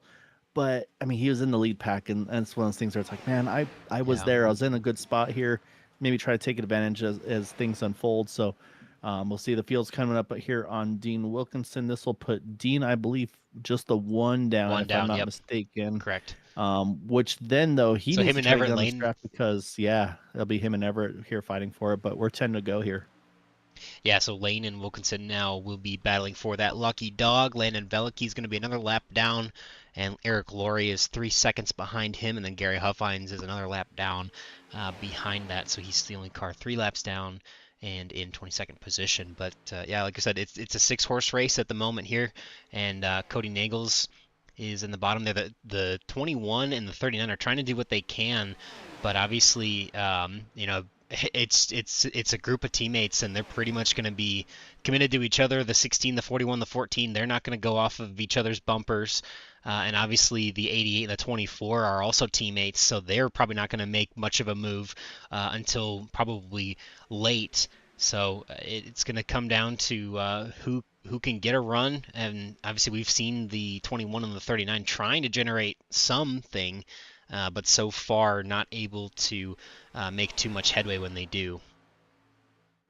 Yeah, and the thing is, it's going to have to be a complete organizational effort where it's going to have to be more than just the 88 and the 24. Again, don't get me wrong. I mean, those two are an amazing group of drivers there to work together, but they're going to need more numbers. Again, when you got 2 trying to push against 3, you're not going to be able to get too much out of that. So it's going to be the 21's going to have to be pretty much right tucked on the 24. Same thing for Brandon and Dean. So, and again, though, they're still going to be catching some guys here and there. They're coming up on the 6 car Bud Steele. I could see Bud also trying to work with them. And of course, also, they're going to start to get selfish before the one to go. Right now, there's nothing Dean can do at this point, obviously, as well. So it'll be curious to see, though, if and when moves are attempted. They've been able to pretty much break that second pack. I was curious if they could get there, but it looks like they've all decided to kind of start doing their own infighting now. So they're pretty much running 2 by 2. Maxwell's on the inside, Jack Walls, Charles Johnson on the outside. So I think actually that probably started more I think about it, maybe when Tom Dixon got back to them, where then they kind of had to shake the order up a little bit. So, but yeah, Alex, I mean, it's still though, I mean, if you're leading that pack, you're going to finish 7th instead of finishing 14th. So yeah, you're going to want to be at the front of that pack at this point. So yeah, we'll have to wait and see on that one. But yeah, right now though, I think if you're these guys in the lead pack that you aren't the top 3, you just got to wait and bide your time for the right moment to try to make something happen. Yeah, I mean, if they want to try and make something happen, I don't blame them. Like, obviously, the 39 and the 55 are trying to see how far they can get. And, we've always talked about, building that notebook of, hey, I tried this, it didn't work. Hey, I tried this, it did work, and so on and so forth. So I don't blame the 39 and the 55 trying to make something happen here. Though, obviously, I think the smart move for the 80 and the 24 really is just to buy their time and wait for it. And I think probably somewhere around 3 to 2 laps to go is probably where those runs are going to start, making a difference. And I think that's when you're going to see, the 88 and maybe the 24 jump down and try to make some headway. But I mean, with the lap car of Bud Steele there, the 39 actually makes some pretty good ground on the third one and two and down the back straightaway, but it's not going to be enough, and they're going to have to settle back into the top lane here once again. Yeah, so now Bud's got to try to hustle here and make sure he can get back in that draft as well. Because again, like I said, and the other thing is for Dean there, trying to see if he could push Brandon as far forward as he could is a great idea, because again, it could be in the second group, third group. That could be where the caution comes. And if Dean can push the 39 far enough forward, that could get his nose ahead of the 24 and put Dean in that lucky dog spot. So that's where those things could really come into play. So that's what we watch. You'll see Landon Velke here in that 62. I expect to see him. I saw him previous lap. He actually wound up rolling apron there, and you can see, yeah, he's going as low as he can there, try to get out of everybody's way. Usually they go high. Obviously, right now, high line's kind of the preferred lane to be. So now you see everybody's singled back up here, though. So, yeah, I mean, we're 5 to go here, Boomer. So, yeah, that window's going to be opening shortly. And like I said, they're going to have to get organized and figure out what's going to be the move to try to break up that trio. Yeah, I'm kind of surprised. We see the 39 and the 55 going to the bottom there. The 21's not really following to the bottom. He's just kind of staying up high. I'm curious, kind of curious why the 21's not jumping down there with those guys anymore. But yeah, I mean, the 39 and the 55. He's tighter on fuel, maybe. Oh, maybe, yeah, maybe he's trying to save enough fuel to make it to the end and knows that he needs to. But yeah, I mean, the 39 and the 55 can make some progress, but it's just so difficult to get in, within, 2 to 3 car lengths of the leader there.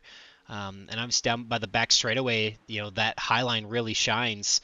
And by then, they've lost all the ground that they made. And hey, there we go. The 24 looks like he's going to make a move to the bottom here. And Gabe Butler, nope, not quite. 24 is going to come back up here. 4 laps to go. It'll be 3 as they cross the line. Yeah, so I think, again, we talked about, I feel like every time we've seen the win so far, it's been from that middle to top lane. So I think where the move is going to have to happen, it's not going to be the giant move from the top to the yellow line. I think you're going to have to kind of just run pretty much right on their door, kind of pull a side draft like we talked about, try to get them separated from each other, and then maybe try to make some different moves to maybe try to, again, sneak away a little bit. So, but the other thing is, I think you wait last minute, Boomer. I don't think you do the 3 to go. I think you wait till you get that white flag. That way you say, okay, pending a wreck, obviously, we're not going to throw anybody else into this fight. If we finish first, second, great. If we finish up, as I said, Brandon is in, so he did not have the field. That's what I was worried about, with those guys pitting a little too early. And we'll see, does now the 21 of William Roberts hopefully have the field, but we're 2 to go. Yeah, the way he was leaning back, I'm a little nervous about that as well. But yeah, hate to see that for Brandon. Hayden Davis, Justin Davis, and Tom Dixon are actually all in. They all pit at the same time. Yeah, so is Landon The only Velke. one left is William Roberts. Yeah, He's the only one that pitted that same lap that's still on track. Yeah, Todd Merkel and Jack Wallace pit at 55. So did Everett. Oh, he Lane. might be out. He's on the apron. Oh no. Oh. Yep, 21 is out of fuel. So that's going to be a 4-horse race now.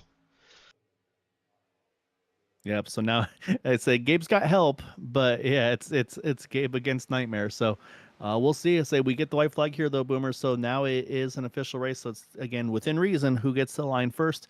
And you can see Gabe, he's laying back and try to build that momentum up here and try to see when to make that move. And he's got great help from his teammate Everett Lane. Dean Wilkinson, I feel like they'll be pretty confident to go with him. And look at the cars that just had to top off. They can maybe steal a little draft off these guys too. Yeah. This is going to be intriguing. Yeah, they lean back a little bit to try and get a run, and they're not as close as I'd hope they would be, but they're catching them. And we're going to see the 88. Oh, almost gets turned with a 24. That's going to lose a ton of momentum, unfortunately. They got the lap car, the 411, but the 88's climbing back, clawing his way as much as he can. I don't think it's going to be enough. It's going to be another 1, 2, 3 finish for Nightmare Esports.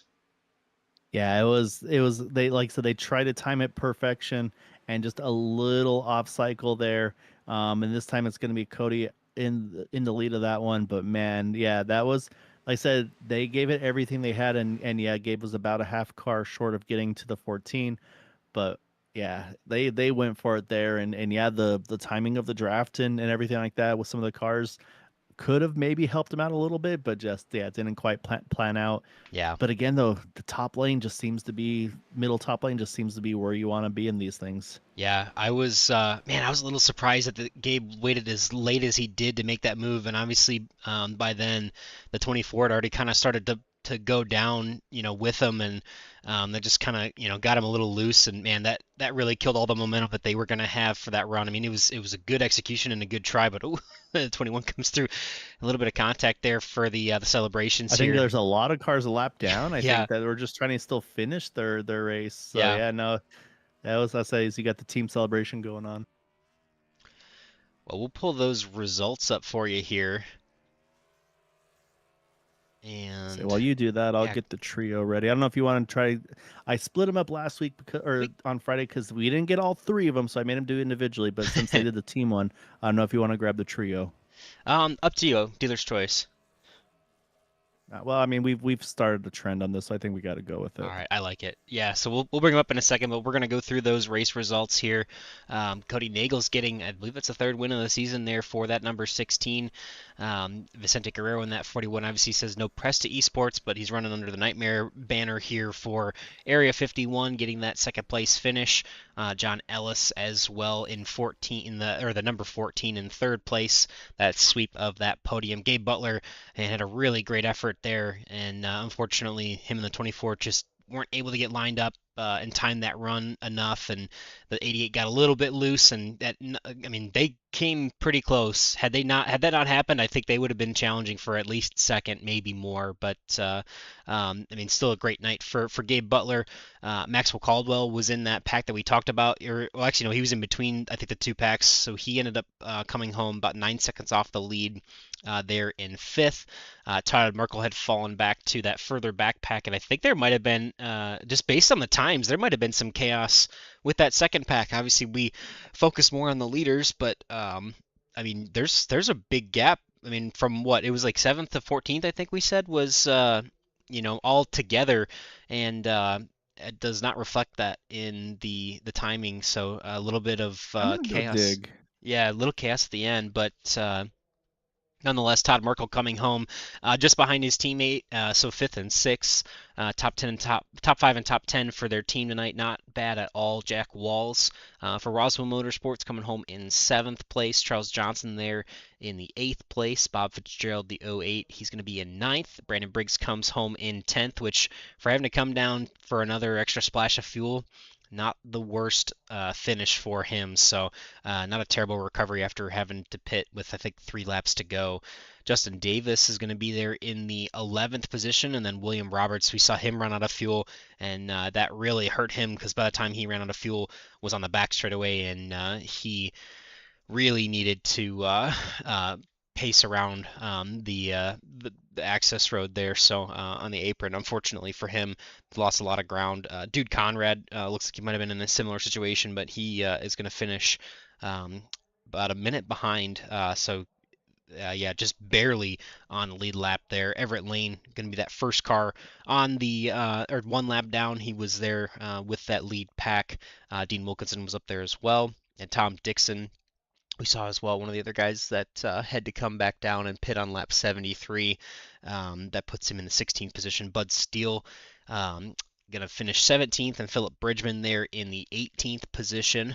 And for the rest of the results, Hayden Davis, last car 1 lap down. Eric Laurie 2 down. Gary Huffines fell to 3 down and kind of stayed there for most of tonight's activities, unfortunately. Then obviously we mentioned Landon Veliky's issues late, and he is going to finish 22nd on the night. So, yeah, definitely a chaos-filled night. But with that, we get to talk to the guys that executed it the best here, and we'll bring them on up into the booth, and we'll get started with the top 3 trio.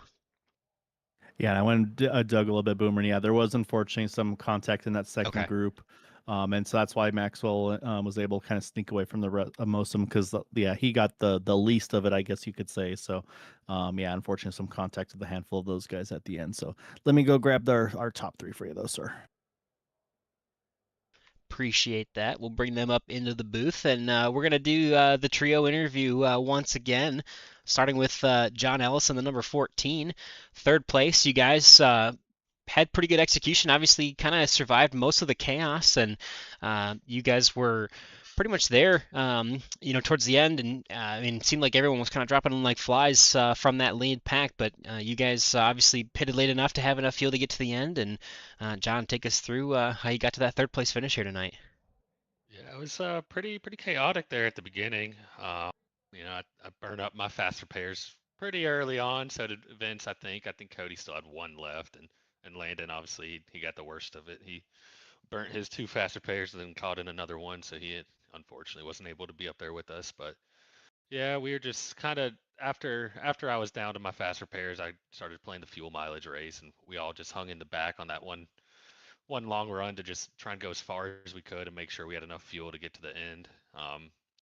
Obviously after that pit stop, we all executed well, and go time from there on out. We were just trying to control, keep us up there. Gabe's obviously a pretty good driver. He knows what he's doing, so had to strategize and just make sure that we didn't give up the podium. I would have liked to have a kind of a more aggressive finish, like we promised you guys, but we just couldn't really do too much there. Didn't want to sacrifice a 1, 2, 3 for that. So good Yeah, race overall. Yeah, we'll keep it with you here, John. And I know, obviously, so we saw the 88. Obviously, the 88 was there for position. His teammate, the 24, just behind him as a lap car. We weren't sure exactly when it was going to happen, when the move was going to make. We were guessing within 3 to go. Guile was thinking even, as far as making the move on the white flag lap, and that's when it kind of came. But were you guys expecting that, or were you thinking it was going to come earlier than what it ended up being? We knew it was coming. We saw him lay off to kind of lay back and build up a run, so we knew it was coming into three. I knew there was lap traffic on the bottom, so I threw a block to the middle, but he went all the way to the bottom, so he was able to get side by side with me, but then I was on his door and was able to side draft him back and kind of kill his run to keep us 1, 2, 3. Yeah, definitely a pretty solid effort there. So we'll jump up to Vicente now. You guys obviously kind of came out 1, 2, 3 after what was really the only green flag pit cycle. I assume at that point, your plan was just to kind of push and see what you could make happen there. As I mentioned, a lot of the other drivers kind of started dropping like flies in that final pack.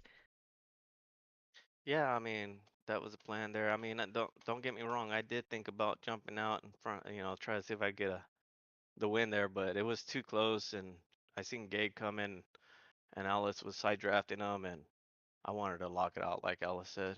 Just 1, 2, 3 podium finish here. But man, in the beginning of that race, man, I feel like I hit every car on the track. I just needed to hit the pace car, and I would have been good. Yeah, I know. Obviously, you were caught up in a couple incidents there. Thankfully, well, unfortunate for Landon, obviously he had, you said he had to burn up his two fast repairs. But were there any concerns for you in being in a similar position at some point?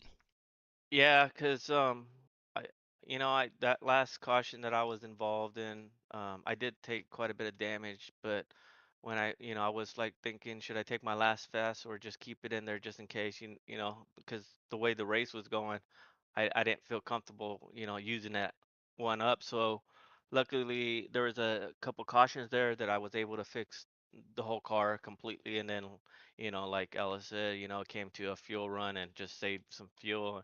I was pretty surprised I was able to save fuel with the damage that I had, but it was fully repaired. But sometimes it doesn't give you the full fuel Yeah. mileage.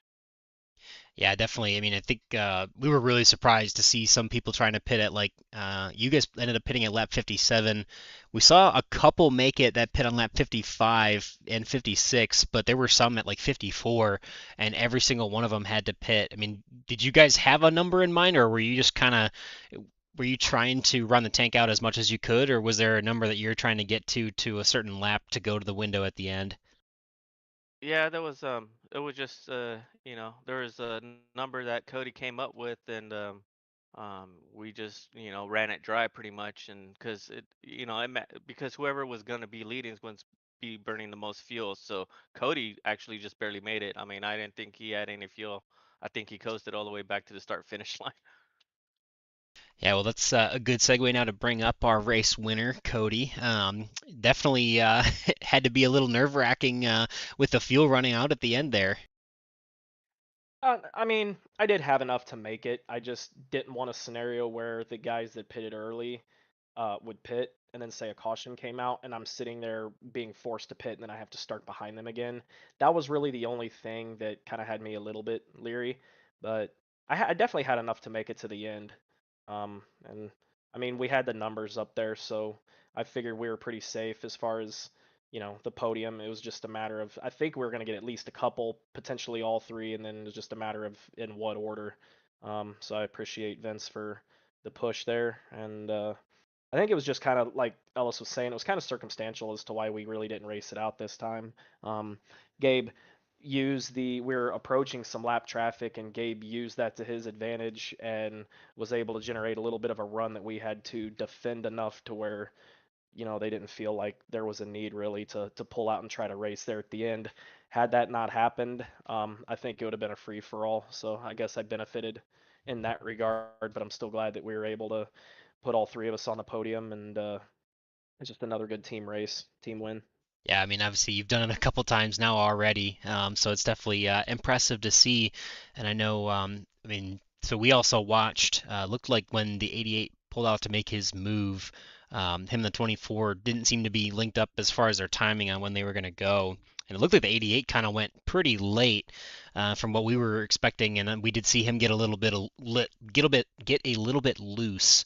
And with that, I think that lost a lot of their momentum. I don't know. I mean, I'm curious if you think that, if that run was timed perfectly, do you think he could have gotten side by side with you? I think he could have probably gotten up to John or Vicente, but I don't know personally. I don't know if he would have gotten as far all the way up to you. Or I mean, or do you think it was possible for him to, with a perfectly timed run, get that race win there with you three lined up in the top? I think he could have got to me potentially, but we got past the lap car with enough time that I think we still would have got the pool once we side drafted them back a little bit. As long as he didn't have enough momentum to clear me, I think, I would have still won the race, but it would have been a matter of how far up he could have finished. But I think in a perfect scenario with Everett right behind him, I think he could get potentially as high as P2. But it's got to be timed absolutely perfect as you've seen. And, if it's not, then it's just a scenario where they're both broken up. We stay connected. We get out of four and we have all the momentum on our side, and then we end up going 1, 2, 3. Yeah, definitely. I mean, you guys executed it pretty well on the green flag pit cycle, the one that we did have after all the chaos. But yeah, I mean, you guys another. I mean, this is the second time in I think what two? Yeah, it was 2 weeks ago. The last race we were doing a similar kind of interview with you guys. So with that, we'll roll the red carpet out. We'll bring it back to John here, and give him his opportunity for thanks and shout outs for that third place finish tonight, John. Yeah, as always, just want to thank you guys up in the booth. I always love going back and watching these races and listening to the calls. Want to thank everyone who runs Area 51, all the admins, and Charles and everyone else that keeps it going. Really enjoying it so far, and just obviously shout out the team. Once again we executed. So we're just trying to keep doing that each week. I mean, our goal this year is to not let anyone else win a race. So far we're doing pretty good, but we'll see if we can keep it up. Long way to go. Yeah, definitely a good effort so far, and some hard fought battles for you guys, and yeah, definitely some good opportunities. But yeah, Vince, obviously now it's your turn to give us your thanks and shout outs for the second place finish. Yeah, I want to shout out to you guys for broadcasting. I can't wait to watch this one back. I want to thank Area 51 for putting on this league and all their admins for what they do, and our team, Team Nightmare here. We put up, we made a pretty good team here. really enjoying it, and shout out to my wife for putting up with me racing this deal, and happy Valentine's too, and my family out in Arizona. Love you guys. Awesome. Well, appreciate that, Vince. And well, obviously, you know the drill by now, Cody. It's your turn for your thanks and shout outs. Congratulations on your third win of the season here. Appreciate it. I owe it all to my team, but I'll get to that. First and foremost, I got to thank the good Lord above. Got to thank you guys for broadcasting every week. Got to thank Area 51 and all the admins. Got to thank nightmare. I don't know what else there is to say at this point. We have a really, really good program, and I'm blessed to have the teammates I do. They're all very selfless, but we have a good competitive fire on the team, and we're able to race each other in a friendly manner at the end of these races. And I really like what we have, and we put, as long as somebody is in victory lane, that is all we care about. And then, once we figured out that it's probably going to be one of us, then we start throwing haymakers at each other. And it's just a lot of fun to go back and forth with these guys because they are absolutely top notch. And it's going to be fun duking it out with them for the championship. Want to thank my parents also for watching, and everyone, happy Valentine's Day, especially to all the ladies out there, and for putting up with what you guys do with all of us being able to get out here and race and broadcast. And without the better halves, we couldn't do what we do. So thank you to all the ladies. Awesome. Well, congratulations to you three. A valiant effort, and still going for the cause to try and win every race for the team. Obviously, you guys are in good position, and looks like you guys are having fun doing it too. So, congratulations to you all. Thank you. Thank you. Thanks. Alrighty, yeah, that was. As I mentioned, their goal is to win every race, and Gael, they've done a pretty good job trying to make that happen so far. Yeah, no, I mean that's what I said is who's gonna be the one to try to dethrone them, and yeah, I mean, like I said, Gabe and Everett had a really good shot there coming out of four to try to do something with it. Just unfortunately, like I said, just not quite timed the way they were hoping it was. Which again, I mean, first off, hell of a save by Gabe to keep that thing pointing in the right direction. But yeah, and just cost them that momentum to try to make a charge at it. So, but you heard him talk too. They were already planning ahead. Okay, if this, then we do this. Like, and that just again, it's just so impressive what these guys are able to do. But like I said, I mean, that's just going to make these other teams, other drivers, they're going to go back to drawing board. All right, what do we got to do? This didn't work. Let's try to step it up for the next one. Again, be it pit strategy or like I said, the big move at the end. And honestly, next week's I think the one that is, I'm not going to say the wild card because they're all plate races, but I mean we're back to Atlanta, and that's definitely the most. It's almost, I feel like old Daytona is the way to describe it, where like Yeah. handling does actually matter. So I'm going to be very intrigued to see what kind of a race we see, because we've gone there once already, Landon getting the win, but I think that one could definitely be a pretty big equalizer. Yeah, I think so as well. I mean, obviously, they've already got a win there so far this season, though, the way that the nature of the pit stops there, if you pit under green, you're going to go probably 2 laps down typically, right? And handling does make a difference, like you mentioned, just like, classic old Daytona. I mean, obviously, Dale Jr. and other drivers from the Gen 4 era talked about when this track, before 2011, before it was repaved, you would in the draft you would be lifting, in 1 and 2 and 3 and 4, which is, I mean, just seems crazy for a track like this. But Atlanta has that just from the nature of it being such a smaller speedway. Obviously it's the same width as Daytona, but just with the radiuses of the corners being so much smaller, it really kind of impacts the factor of speed almost, or at least it feels like you're going faster at a small track. And I mean, they're running 30-second laps there, which is pretty darn quick for a half mile, or 1.5 mile, I should say. But yeah, it's definitely. I mean, it's been fun. I mean, we had probably more chaos this weekend than I think we expected to. It was what, 6 yellows on Friday night and 5 here, so it's definitely a lot more calamity than we're used to. I mean, we typically see some pretty clean and green, and usually you get at least maybe 2 or 3 green flag pit cycles. But tonight, obviously, some of the chaos early on, and I think just the nature of the Gen 6 cars, it seems to be, it favors some of the more aggressive, and everybody has a chance to be more aggressive, and that seems like it's led to a little more calamity, at least on Sundays, obviously. Fridays with the trucks, but yeah, I'm curious what's your take, Gael, on some of the extra chaos that we saw this weekend. Well, I mean, I forgot, and then that reminded me is yeah, Friday was it was Friday the 13th. I mean, that's just how it goes. Yep, fair enough. But no, and the Gen 6, I think it's what you said is the path to success is aggression.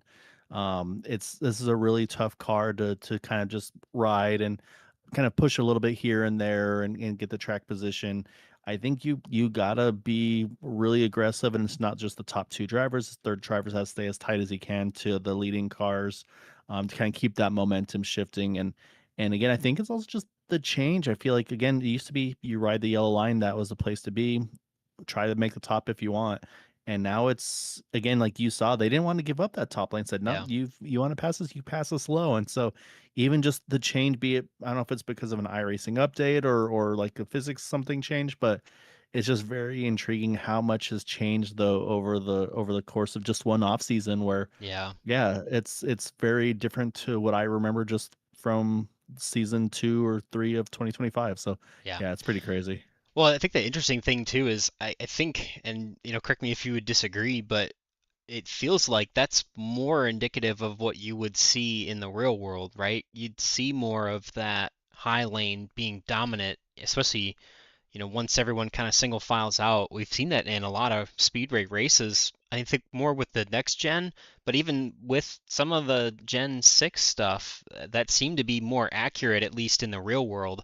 So it's interesting to see for the first time ever, like you mentioned, we've never really seen Super Speedway racing, you know, modeled like that and being executed like that in iRacing. So it is interesting to see that it seems to be mimicking real life a little more than typical at least. Yeah, no, I definitely agree with, and it's kind of crazy how that's worked because, like I would always like, oh yeah, grain of salt, it's like the real thing, and it's Hmm. like, oh, maybe this is more like the real thing than I realized, and so Yeah. yeah, it's really cool, and again, it's one of those things that's always changing too. Like Yeah. again, every time there's a big patch, you're just like, okay, what's coming out next? What's going to be in there? Obviously, we're not that far away. We're a month away from week 13, which is where a big update happens. What could change mid-season? Again, something could happen where these cars and trucks drive completely different. The trucks, we might see the Dodge pop into the mix. I don't know if Yeah. that one's coming in the pipeline for this next one or not. I haven't said anything that I know of. Yeah. But yeah, so there's always gonna be something that keeps you on your toes. Yeah, definitely. I mean, we saw towards the midway point of 2025, and especially towards the later stages of the third season of 2025, exactly what you mentioned there, where we saw a little bit of a change. Obviously, into 26, that first update, now we've seen the top line be very dominant when you get some strong cars up there, and it's really tough to pass, just like we've seen in the real world, where it seems to be becoming more realistic. But obviously, even last year, we saw where the trucks were weirdly stable, but also not. Like we saw them being able to be way more aggressive and kind of slide them around a little bit more. But yeah, it's just interesting to see how those updates come. And yeah, like you mentioned earlier, later on in the season, a couple weeks we're gonna have that next build coming out, and who knows, it could change a lot for the championship, and that's always fun to keep an eye on. Well, speaking of keeping an eye on the broadcast here, we'll pull up our schedule now. So for the Sunday series for the Gen 6, obviously we just finished our race here at Daytona on February 15th. So we'll be back next week on the 22nd at Talladega, and then another week later at Atlanta and March 1st. So looking forward to both of those races. We've got iRacing Super Speedway coming up, and then Daytona and Talladega before we get into our final 4 races of the season and into the playoffs. So let's double check that. I think uh, we pulled up the schedule for Sunday, and it looked like next week would be Talladega. So I know we mentioned that it'd be Atlanta, but there's Oh another yeah, it might be a Talladega little race in there. goofy. So Yeah, it we're gonna. should be Atlanta next, then Okay. Talladega. All right. So then those are flipped. Apologies for that, but obviously, long story short, we'll be back next week and week after, and I don't think there's any off weeks between now and the end of the season. Obviously, that's subject to change, but for now, no off weeks through April 19th, and as we finish out the Sunday races. We'll also bring up the Friday schedule as well, so we'll switch over to the Truck Series now, and so yeah, obviously the plan next week will be on the 20th. We'll be going to should be Atlanta, then Talladega. then iRacing Super Speedway on March 6th, Daytona March 13th, Talladega the 20th, and then our 4-race playoffs or chase, whatever you want to call it, for Atlanta, Daytona, Atlanta, Talladega from March 27th through April 17th. And yeah, so that'll be coming up here. Obviously, I'll pull up. I don't have a graphic for Tuesday stuff, but really appreciate everything that they're doing over at P1 Broadcasting to help us out there. So they've got, again, it's 20th season of IndyCar racing at Area 51. They were just at, actually in 2 days, they'll be in Kentucky on the 17th of February, Nashville on the 24th, Kansas on March 3rd. They'll take a couple weeks off. They'll go to the Daytona Road Course on March 24th. That'll be a fun track to race at, especially for the Indy cars. And they'll be back at Iowa, Richmond, Charlotte, Indianapolis, Dover, and Gateway to finish the season. They've got a few more off weeks mixed in between. They're actually going to finish their season in June, though it's going to be a good battle all the way to the end. So again, huge shout out to P1 Broadcasting and everything that they're doing over on Tuesday nights to help us out here on Green White Checker TV. So yeah, with that, I think it's a good opportunity to hang it up for the night and say thank you to everybody tuning in. I know there's a lot of drivers that watch these back after the fact, and a lot of people that are here in the chat with us every week. We appreciate all of your support, and it makes a lot of fun to bring this action to you. So yeah, shout out to all the wonderful significant others out there.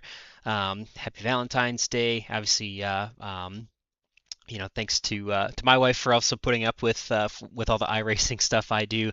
I'm sure Gael, your wife Christina, would probably say the same thing. You'd say the same thing for her as well. So thank you to all the wonderful significant others out there that support all us crazy iRacers playing video games, trying to live out a dream of getting to race cars for much cheaper than doing it in the real world. So. Anyway, appreciate it. As always, for myself, Boomer Logan, for my good friend, Gael Brooks, we're going to sign off here. Hope you have a great week, and we'll catch you in the next one.